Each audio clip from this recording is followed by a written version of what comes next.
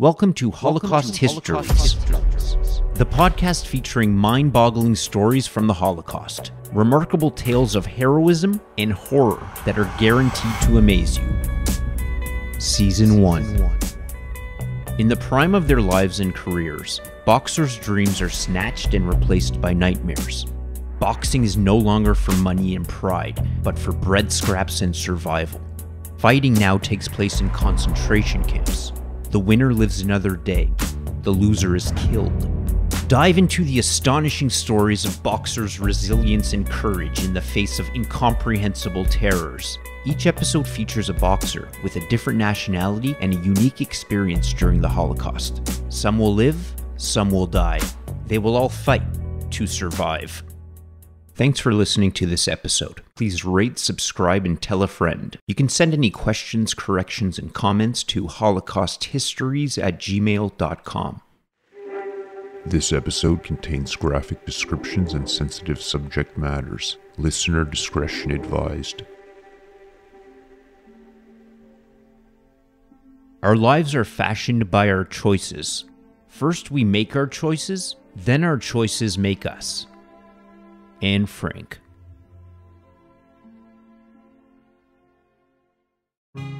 Italian Jew Pacifico Di Consiglio was the epitome of courage and tenacity during World War II.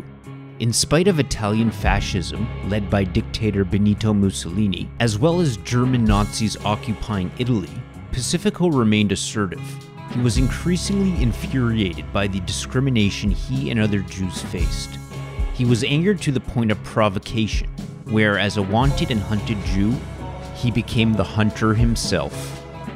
As a defiant and dauntless 17-year-old, he trained in boxing and began to protect the Jewish community from Italian and German oppressors. A combination of luck and brilliance allowed him to escape captivity in remarkable fashion on numerous occasions, only to thrust himself back into action. This is a story of bravery and resilience, the story of Pacifco Di Consiglio.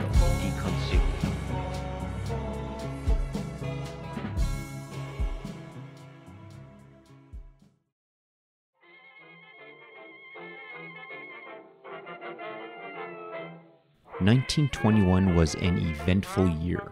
The province of Northern Ireland was created within the United Kingdom. The Tulsa Race Massacre occurred. Insulin was discovered by University of Toronto biochemists. The first ever radio broadcast of baseball. White Castle opened in Wichita, Kansas, and Gucci was founded in Florence, Italy. Charlie Chaplin's film The Kid is released. The National Fascist Party was founded in Italy. The Russian famine began, ultimately killing 5 million people, and Hitler became the Führer of the Nazi Party, which was founded the year prior. A lesser-known event would also take place the same year. Pacifico Di Consiglio was born on June 10th in Rome, Italy. He was fatherless and quite poor. He lived in the Jewish quarter of Rome. In 1910, Italian Jew Luigi Luzzati became the 20th Prime Minister of Italy. Italy now had one of the world's first Jewish heads of government. The mayor of Rome from 1907 to 1913 was Ernesto Nathan, also a Jew. He was the first mayor of Rome who did not belong to the land-owning elite, which had controlled politics in the city. He was motivated by a deep belief in the importance of a secular and ethical political system. At the end of World War I, around 450,000 Italian troops and another 600,000 civilians were dead. 5,000 Italian Jews were conscripted to the Italian army. About half of them served as officers. This was due to the higher level of education among Italian Jews. 420 were killed or went missing in action, and 700 received military decorations. November 11, 1918, World War I officially ended, as Germany signed an armistice with the Allied forces. At the end of the war, Italian soldier Benito Mussolini was discharged from the military. He fought 2 battles in 1915 and spent about 9 months in trench warfare, where he contracted paratyphoid fever. He recovered and was promoted to the rank of colonel. In February of 1917, Mussolini was wounded by an accidental explosion of a mortar bomb in his trench. It left him with more than 40 shards of metal in his body. He arrived at the hospital and was not discharged until August. He then served as the editor-in-chief of Il Popolo d'Italia, a newspaper publication he created. It featured anti-Semitic articles that were published and written by him. The three frequent themes were Jews in fascist leadership, Jews in finance, and Zionism. Nevertheless, he proclaimed he had no problems with the Jewish people. At the beginning of 1918, Mussolini called for the rise of a man ruthless and energetic enough to make a clean sweep to revive Italy. The following year, he labeled socialism as a failure and abolished it. Mussolini promoted a fascist ideology, such as the state being the ultimate end, opposition to democracy, and egalitarianism, the idea that all people are equals. He wanted to militarize Italy by creating warriors. He stated in a speech, "When dealing with such a race as Slavic, the inferior and barbarian, I would say we can easily sacrifice 500,000 barbaric Slavs for 50,000 Italians." On March 23, 1919, Mussolini reformed Italy's fascist group, the Milan Fascios, to the Italian Combat Squad. It consisted of 200 members. Fascism was on the rise and Mussolini was gaining followers in Italy. He organized a paramilitary group called the Squadrismo, also known as action squads. They would later become known as Black Shirts. Dressed in black, they viciously attacked groups that opposed their views: socialists, Catholics, communists, Slavs, and many other groups. Thousands of squads were organized and sent to Trieste and other parts of northern Italy. Each squad consisted of about 40 members, usually led by former army officials. By 1921, the year when Pacifco was born, there were 19 Jewish senators out of an estimated 350. However, fascism was growing. 207 political killings occurred around the election period, which took place on May 15, 1921. Between 1921 and 1923, over 3,000 people were killed by the Squadrismos and political action. On October 24, 1922, the National Fascist Party held a rally in Naples, Italy, in front of 60,000 militants. It was led by their leader Benito Mussolini. Fascists from around Italy gathered to cheer their leader. He stated in a speech, "Our program is simple. What we want now is the greatness of the nation, both materially and spiritually. We want to rule Italy. I see fascism concentrating all these energies, purifying certain circles, and removing certain members of society, gathering others under its standards.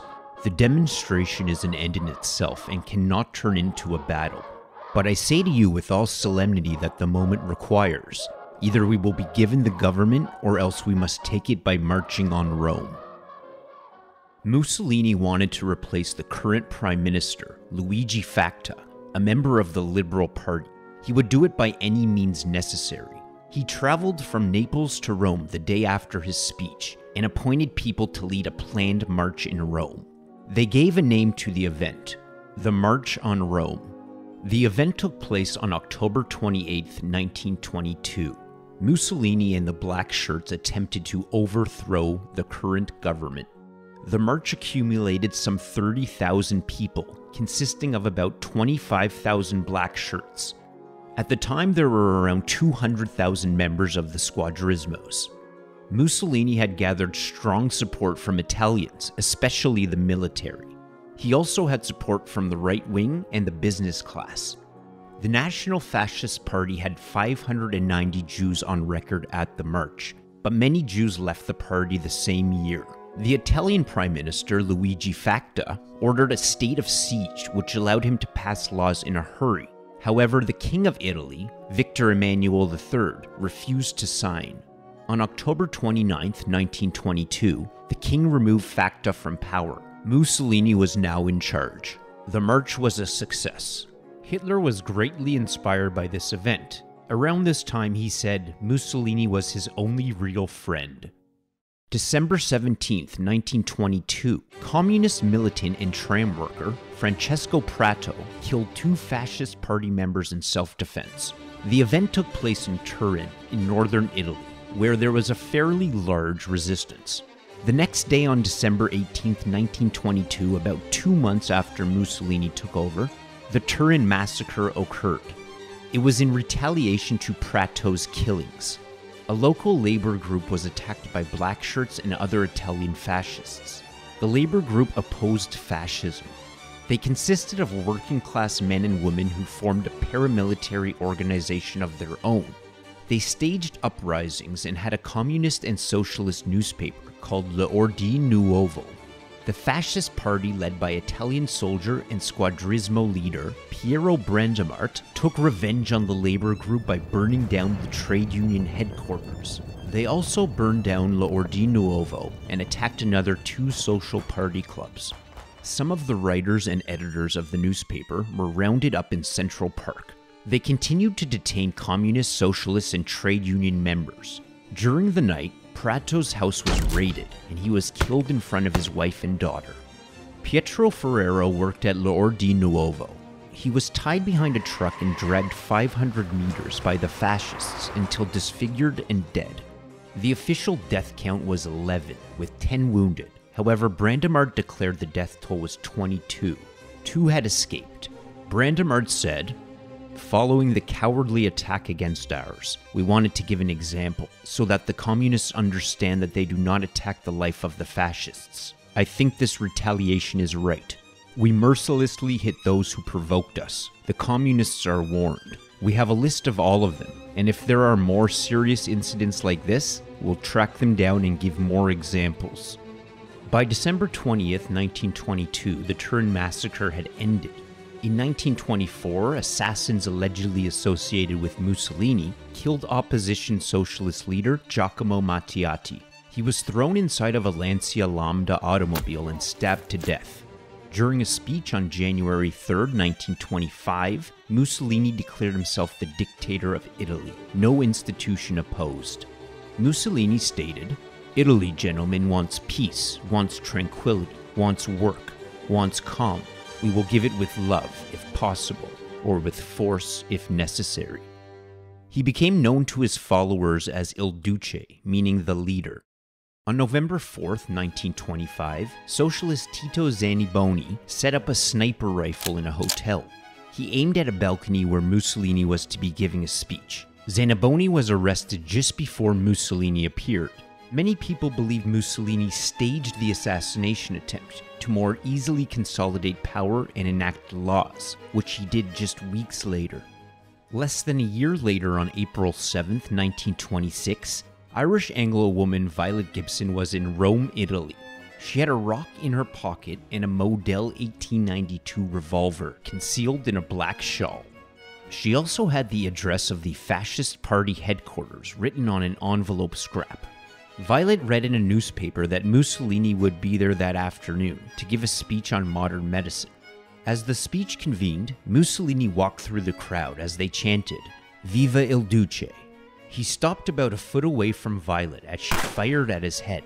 The bullet grazed his nose as Mussolini was looking around as the shot was fired. With blood running down his face, she shot again, but the gun misfired. Mussolini stumbled backwards but stayed on his feet. He said to the crowd, "Don't be afraid. This is a mere trifle." Violet was grabbed by the crowd and beaten. The police took her away before she was lynched or beaten to death. Her fate then depended on if she was declared insane or not. After 4 months of interrogation and tests, she was declared a chronic paranoia. She was then sent to an asylum. Mussolini granted her release and she returned to Britain. The assassination attempt made Mussolini more popular. On September 11th, 1926, in Rome, Gino Lucetti, who used the alias Ermedi Giovannini, threw a bomb at the Lancia Lambda automobile Mussolini was riding en route from his house to his office. The bombing injured about 8 people but left Mussolini unharmed. The third assassination attempt on Mussolini happened in Bologna, Italy, on October 31st, 1926. He had just delivered a speech at a medical conference and was riding in an open car red Alfa Romeo. At 5:40 p.m., the car slowed down to make a turn. As flowers fell from windows and spectators cheered, 15-year-old Antio Zamboni stepped out of the crowd. He pushed a soldier aside and shot at Mussolini with a Beretta gun. As the trigger was pulled and the bullet dispersed the chamber, Italian Marshal Vincenzo Acclevi hit Antio's arm down. The bullet made contact with the medallion Mussolini wore on his shoulder. It went through his jacket collar and hit the top hat of the Bologna mayor, Umberto Pupini. The bullet ended up lodged in the padding of the car door. Among the first to grab Antio was a lieutenant of the 56th Infantry and several black shirt members. He was stabbed, beaten, and finally lynched to death by the angry mob. Mussolini enacted new legislation immediately following the assassination attempt. All the political parties and organizations who opposed his fascist regime were disbanded. The death penalty was also restored. The next month he passed the state defense law, which created a special kangaroo-style court for those accused of being enemies of the state. Mussolini created the Organization for Vigilance and Repression of Anti-Fascism, known as OVRA. They became the secret police of Italy, in charge of controlling and preventing political dissent. They committed atrocious acts on behalf of Mussolini. They had files on about 130,000 enemies. By 1930, they conducted an estimated 20,000 raids per week. The Nazi Party soon modeled their secret police, the Gestapo, after Mussolini's OVRA. The OVRA were also responsible for spying on the Vatican and Pope Pius XI. The Roman Catholic Church worked with Mussolini. As a result, Mussolini wanted to keep tabs on them. They placed undercover OVRA members inside the Vatican and churches. Mussolini was keen on information regarding the abuse of boys and the homosexuality of the cleric. He then used this information to blackmail them. In 1936, both Mussolini and Hitler supported the nationalist forces and their leader, Francisco Franco's, during the Spanish Civil War. The next year, Mussolini supported Hitler during his invasion of Austria. A mutual respect and admiration had formed between Mussolini and Hitler. Nazi Germany and Fascist Italy became more united. On July 14, 1938, Mussolini imposed Italy's Manifesto of Race. It showed support for an Italian-German alliance, mimicking many of the Nuremberg laws that Germany had introduced. This was the first time in 16 years of dictatorship that Mussolini created race laws. It declared Italians to be descendants of the Aryan race. Jews and non-Aryans were banned from many professions, including banking, government, and education. Sexual relations between Italians and Jews were prohibited. Many had their property confiscated and liquidated. The manifestos concluded race was purely biological and that there was a pure Italian race. The manifesto read, "A distinction must be made between us of an Aryan origin and non-Aryans like Jews. The Jews do not belong to the Italian race." Pacifco was 17 years of age, slender and athletic. He worked at a clothing store when the race laws were introduced in 1938. With slicked back, dark black hair, he got the nickname Moretto, meaning Blackie. He dressed stylishly in elegant suits and smoked a pipe. After being fired from his job, he decided to join a boxing gym in Piazza Lovatelli in Rome. He joined with his friend Angelo Di Porto. Pacifco continued to train outside of the boxing gym on the terrace of his house. One of the reasons Pacifco took up boxing was to defend against anti-Semitic and fascist bullies. His cousin Leone Ifredi was 6 years older than him and already a successful boxer in Italy. He made his pro debut in 1935 and had 6 wins, 2 losses, and 2 draws in his first 10 matches. He was nicknamed Liletto.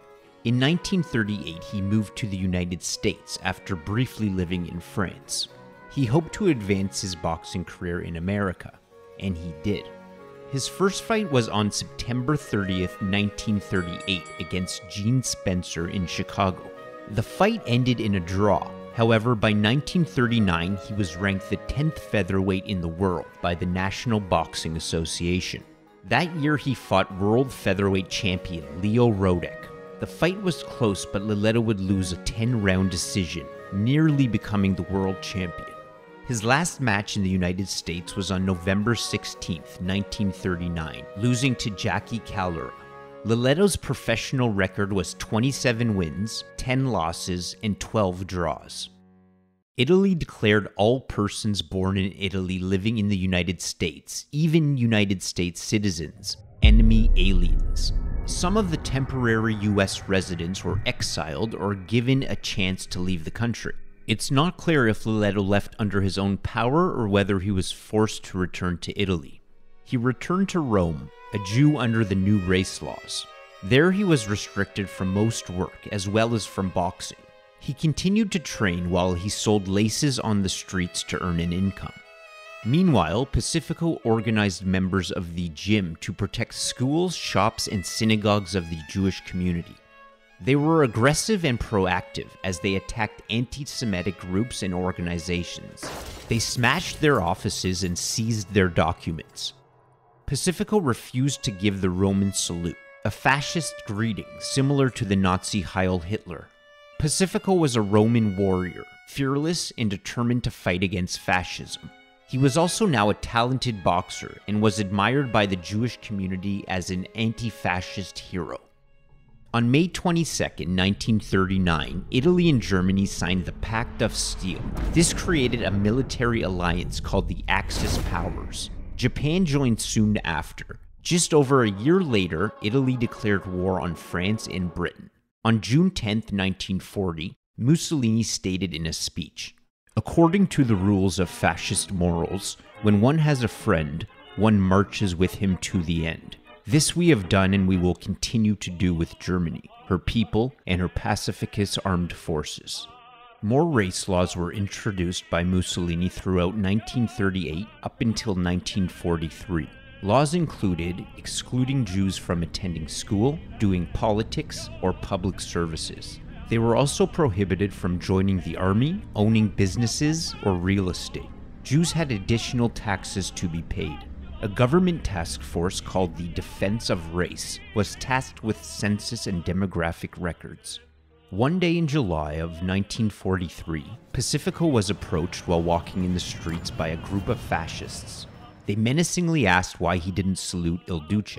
Pacifco responded, "I've never done it, and I don't do it now."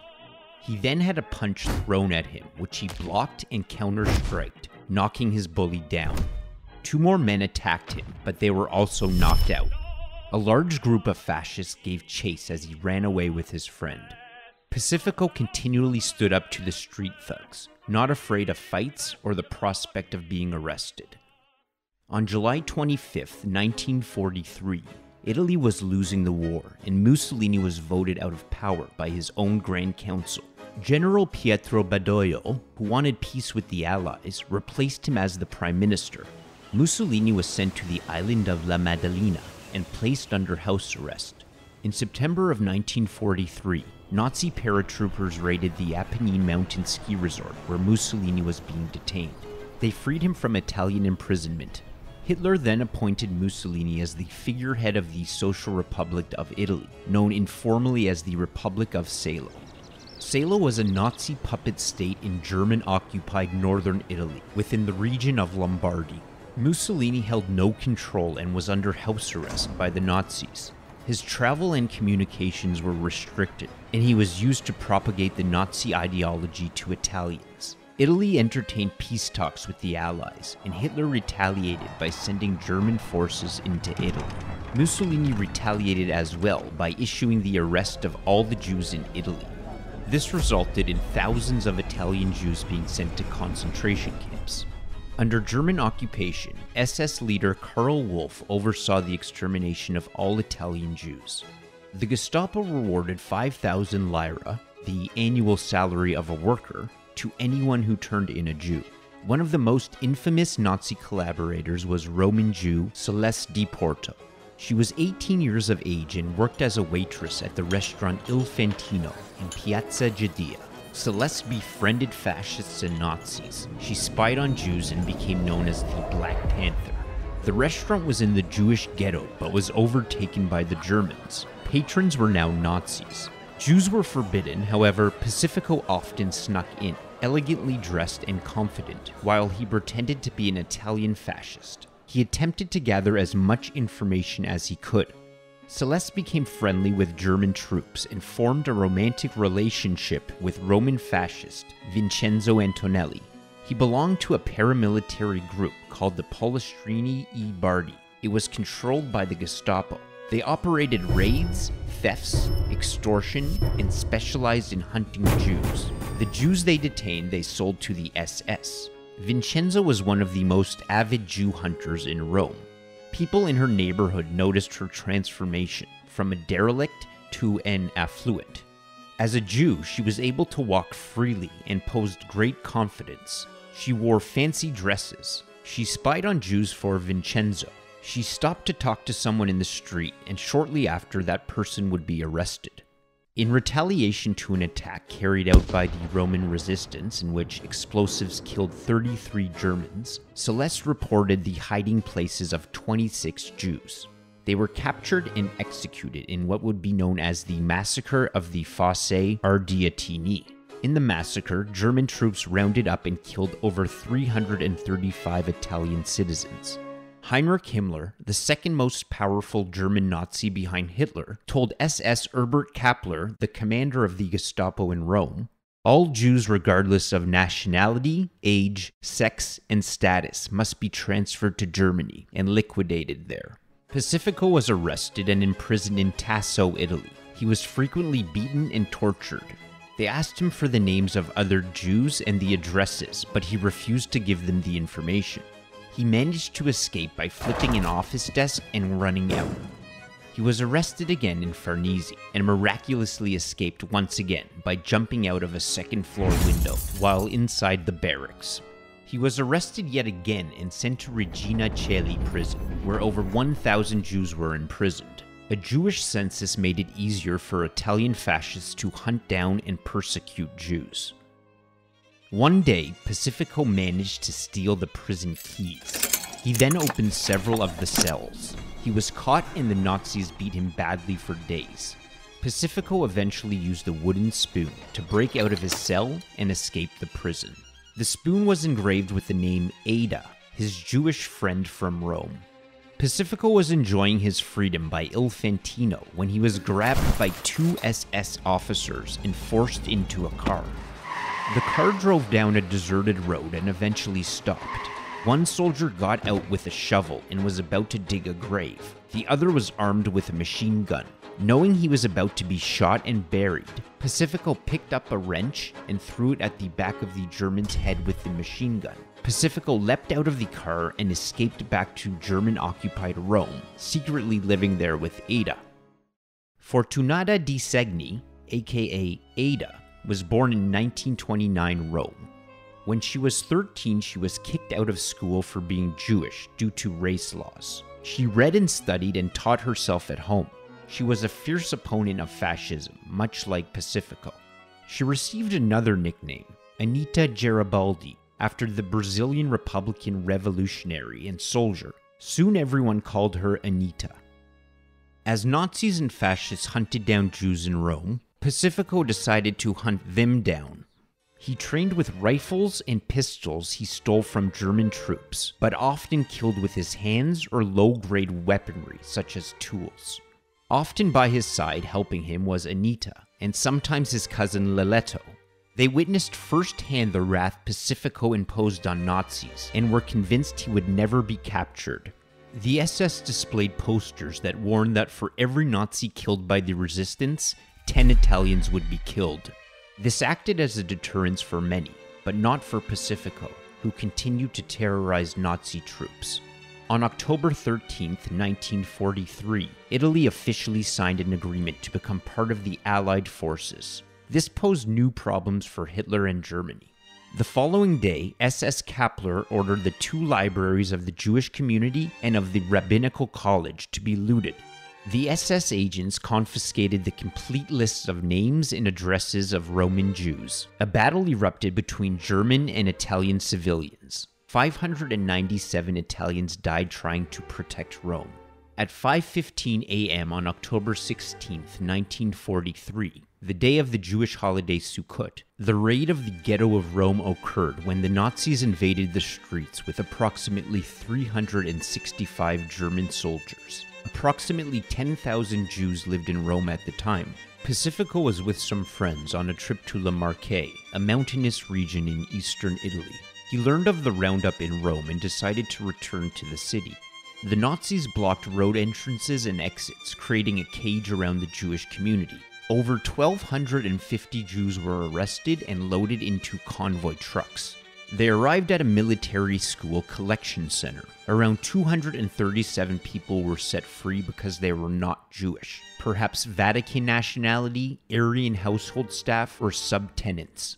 2 days later, on October 18th at 2:05 p.m., 18 sealed cattle wagons left for Auschwitz from Tiburtina train station. There were 1,024 Jews on board, including over 200 children. After a 4-day grueling train journey, 820 of them were killed upon arrival. Most of the women and children were sent to the gas chambers immediately. Only 16 survived the Holocaust, and only 1 woman, Settimia Spizzacino. The Nazis prepared a death march that Settimia was to be part of. The soldier on guard with a turret, maddened, began shooting at the prisoners. Settimia hid in a pile of corpses and remained there for several days until liberation. In Rome during the German occupation, a total of 2,091 Jews were sent to concentration camps. Only 101 survived. Pacifico, Anita, and Moretto all survived the raid of the ghetto of Rome. Pacifico remained in Rome, taking part of a daily rebellion against the Nazis. He was one of very few Jews left in the city by the end of 1943. Roman Catholic priest Rufino Nicacci and Bishop Giuseppe Placido Niccolini, with the help of others, saved approximately 300 Italian Jews at this time. They provided false identities and gave them safe homes inside convents in Assisi, Italy. Giovanni Borromeo was the head surgeon and director of a Catholic hospital in Rome. He and a priest named Father Maurizio hid Jews and anti-fascist rebels in the hospital. Borromeo falsified paperwork to pass Jews as Catholics. In a secret basement, he listened to a radio that intercepted German signals. He used the information he gathered to protect the Jews, and he passed the information on to the Italian forces, who were now allies. The SS showed up to detain the Jewish patients, but were stopped and told by the hospital staff that they had Syndrome K. Similar to tuberculosis, they were told it was highly contagious and could cause death. In reality, there was no such thing as Syndrome K. It had been made up in an attempt to save the Jews from deportation, and it worked. The Nazis left and never returned.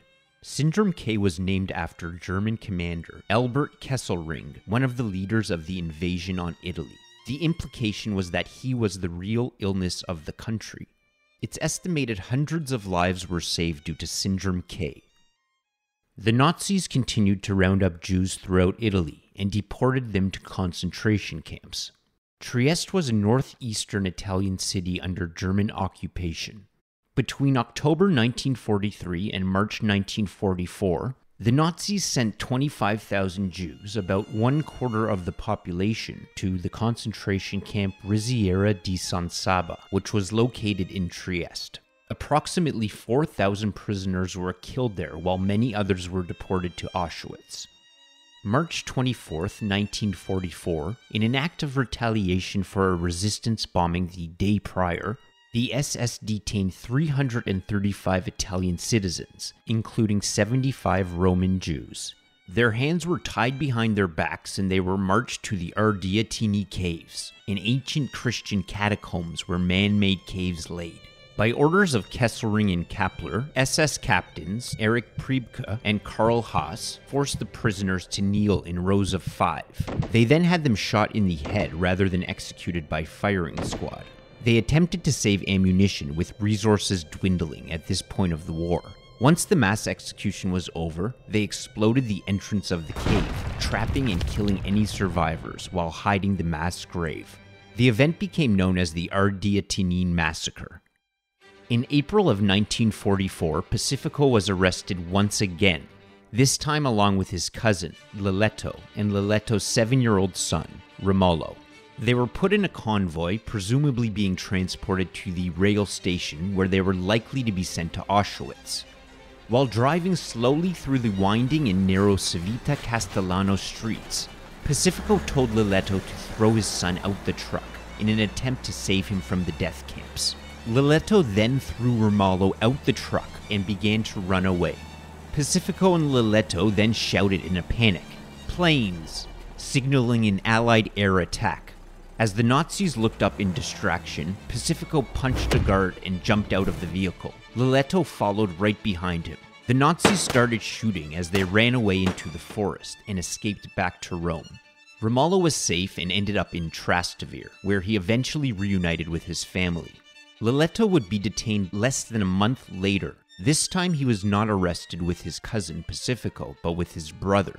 They were deported to Auschwitz, where he was discovered as a professional boxer and forced to box in fights to the death.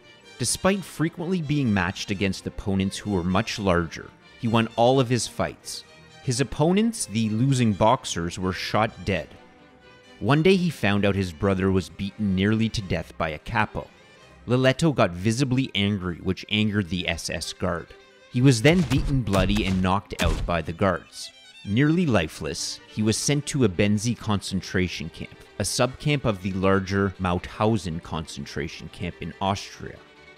He died there between April 16th and 17th of 1945.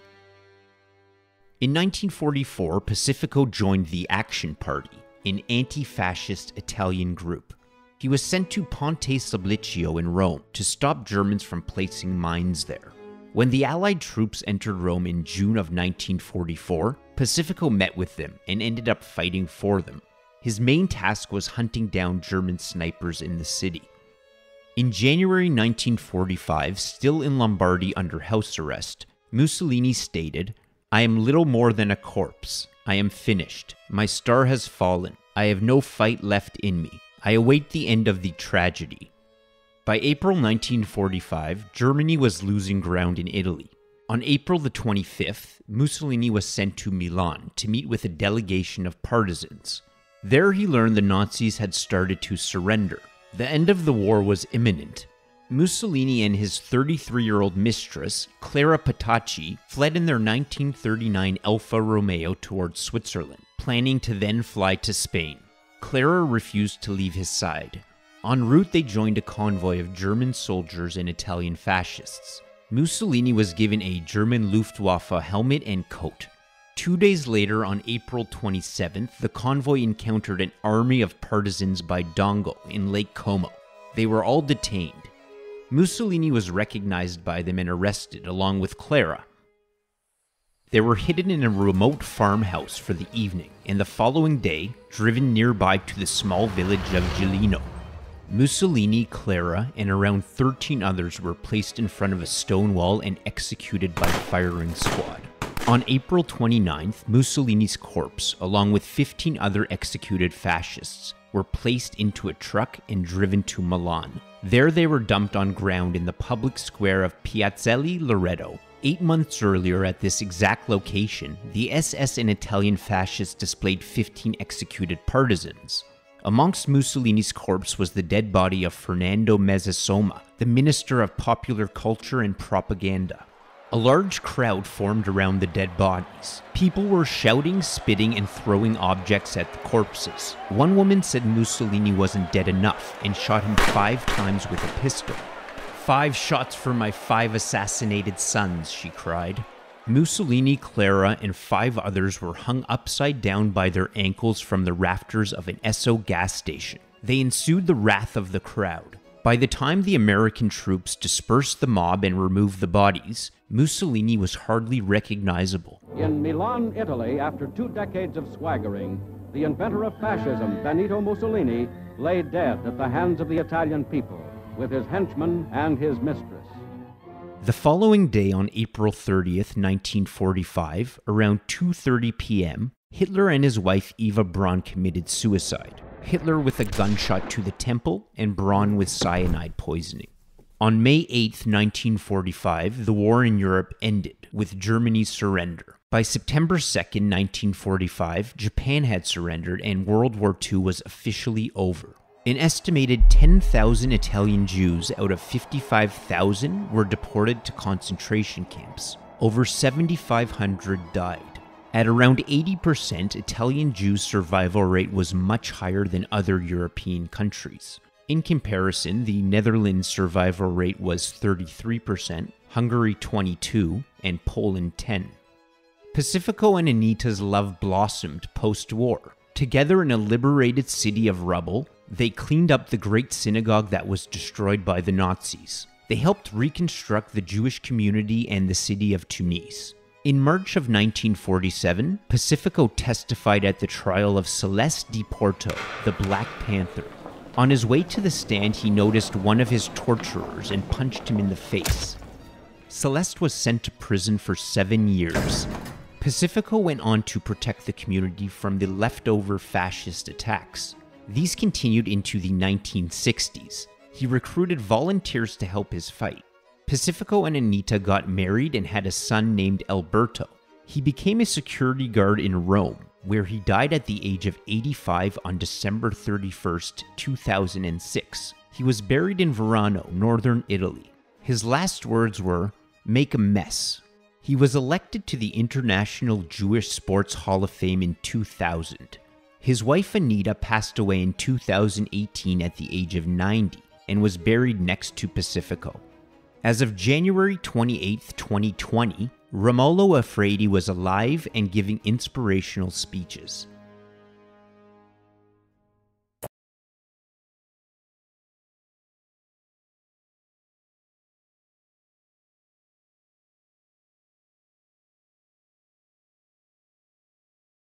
Friend. You can send any questions, corrections, and comments to holocausthistories@gmail.com.